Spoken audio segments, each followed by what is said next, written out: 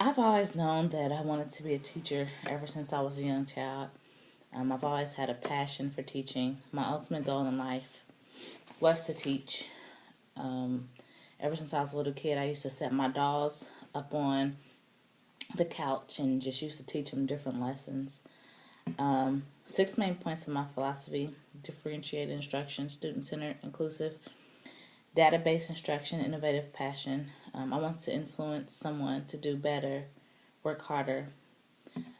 I recently just had a focus student who wrote letters to me who talked about how I helped change her and helped to make her better in different things, like with math. I helped her to work harder. With reading, I helped her to slow down. Each day, as I am becoming an up and coming teacher, I see that my philosophy is changing and I'm learning something new, and it's just constantly reinventing itself. I'm going to talk about the role of the teacher. In order to begin the process of teaching, educators must first build a rapport, a foundation of acceptance and respect. That's from Jones and Jones, 2012, page 57. The number one thing is to make sure your room is inviting. They don't care how much you know until they know how much you care. With Maya Angelou, how she just went to Tupac and just like let him know he was important. I believe that's what we have to do as teachers, just let our kids know that they're important to us. Make sure you're reaching and meeting the needs of each individual child, student. I want to be able to meet each child's needs and teach them where they are through the use of differentiated instruction strategies. Educators can meet the needs of all students and help them to meet and exceed the established standards. Expert teaching invites students to act with initiative and intention in shaping what happens to them throughout the day. Kids come to us at all different types of levels. Some have been to school before while others have no experience. Some parents read to their kids while others sit in front of the TV all day. No matter what the circumstance is, it is our obligation to reach that child and teach them to the best of our ability. I want my class to feel like home. I want to meet the students where they are. But before you do that, first you have to find them. Working with culturally and linguistically diverse at-risk students, and that's from Prensky and Bailey. By the use of differentiated instruction and having a great curriculum can subside all of the misbehaviors in your classroom. It'll help you to have great classroom management because the children are actively engaged. You have to have high expectations for your kids. Teachers who are more effective make sure that the children have everything they need. The role of the student. Students should be able to be active participants in their education. Students mold and shape their identity by repositioning themselves within the classroom. In the Collins article, it says, one way to do this is to students come in at all different levels. So when we as teachers perform the role, it's very important. But Collins says, one way in which I sought to meet this challenge in my analysis was through my use of construct positioning, as developed by Davies and Hare.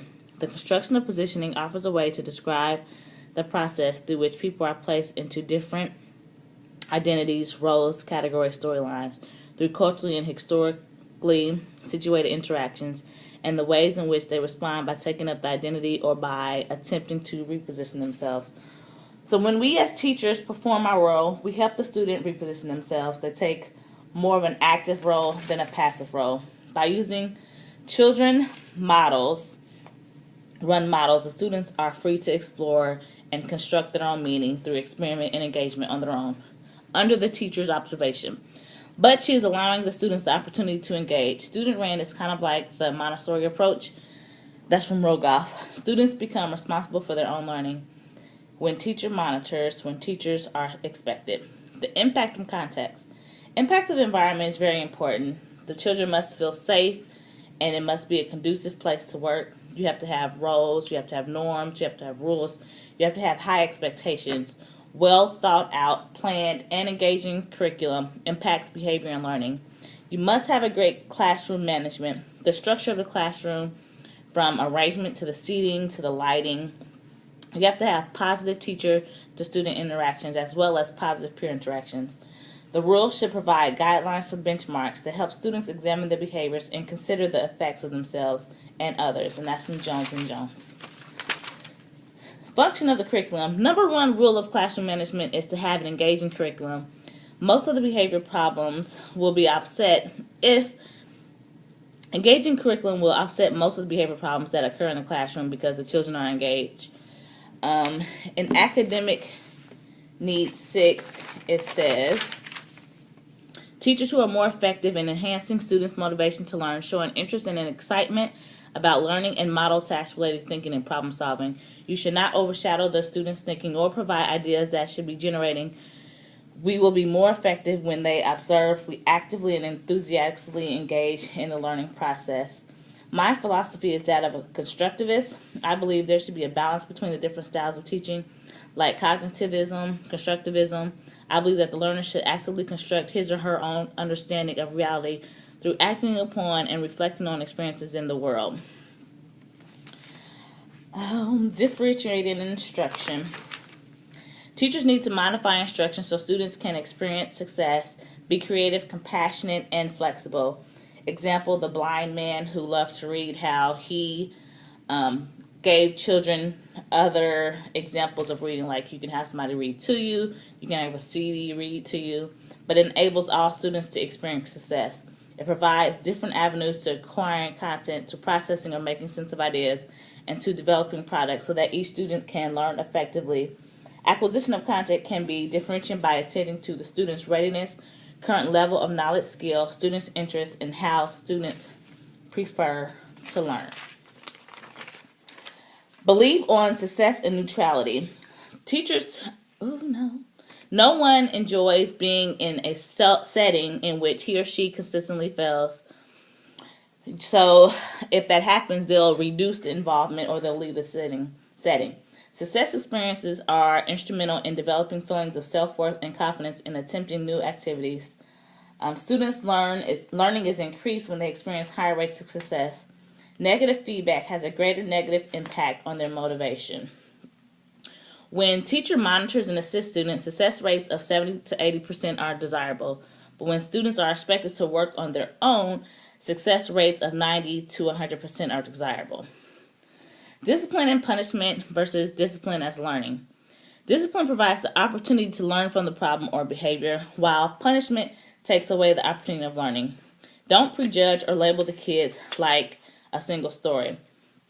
Zero tolerance. The higher use of out of school suspension reflects the growth of policies such as zero tolerance, an approach to school discipline that imposes removal from school for a broad array of school code violations, from violent behavior to truancy and dress code violations, and that's from Lucen and Skiba. In my own words, zero tolerance is saying that we are not giving out any warnings. We will tell you our own code of conduct once, and if you violate that code of conduct, you'll be kicked out of school. There are rules and regulations that you have to abide by, and consequences if you don't. We will not tolerate certain types of behavior in our schools. When it comes down to issues that put others at risk, such as violence or just something that can harm others in a negative light, or if the classroom can't learn because the student is constantly disrupting, then I believe further actions need to be taken into effect. We will give you so many warnings, and if you can adhere to them, further actions. If you can't adhere to them, then yes, you should be placed in an environment until you can successfully work cooperatively in it. I believe there are initial steps that need to take place first. Find out why the child is acting this way. It is more than likely a more deeper rooted issue that can be seen. Pros and cons. Administrators have the power to deal with problems. The restorative justice looks at discipline systems that we currently have in place, making that fit the needs of the students. So some of the pros and cons of zero tolerance is administrative have the power to deal with the problems through more radical means such as suspension or expulsion. The intention behind the zero tolerance policies are genuine. Students who are already respect the rules are more likely to think about their actions before they do anything questionable. The cons, many administrators feel that they cannot do anything but follow the rule to the letter or the law, or they'll lose their jobs. Warm demander philosophy. Warm demander as pedagogy means to demonstrate practices of incorporating elements of the student's culture in their teaching, adapting instruction to meet the student's learning style, and have high standards and expectations. In my own words, the teacher does whatever they can do to make sure they are meeting each student's individual needs by using their culture and experience. A warm demander as authority figure and discipline, as defined by Ware, is a teacher who teaches in a tough-minded, no-nonsense style. To me, a warm demander as authority figure and disciplinarian teaches in a way that allows the students to know that they're not playing, they mean business. This type of teacher would make her expectations and directions very direct and explicit. She would not accept work from them unless it was their very best. Relationships with students and parents, they need to know you care. How you can create trust. Well, parental involvement is very important in their child's educational experience. It plays a significant role in the student's academic success. Teachers' understanding of and respect of the values and beliefs for their students' families is an important factor. Some ways that you can gain trust from the parents as educators is to focus more on listening than telling. Ask them to provide info about how the behavioral approach to learning in our classroom relates to what the student or parents value and experience out of school. Ask the parents to share goals and hopes for their child and tell us what factors might help their child learn and any factors that may contribute to the help to their child becoming unengaged. Methods for obtaining parental support: introductory letters, phone calls, home visits, initial events at school such as the back to school night, continue your parent communication, Friday envelopes, newsletters, progress reports, and this is all from Jones & Jones. From the social construction of ability, disability, and behavior, Harrigan Klinger says there is a definite challenge of distinguishing between behavior that is troubling to those on authority and behavior that indicates that a child is truly troubled. There are many things that can influence the way a child may act in classroom. Something might be going on at home, and that's why it's important for us to get to know our students, because we, as teachers, plant the seeds where knowledge grows. I want to be the teacher who makes a difference in my kids' life, and I want to be the teacher that they can go back and say, this is what I want to do. I want to be a teacher because I'm changing lives. This is my report.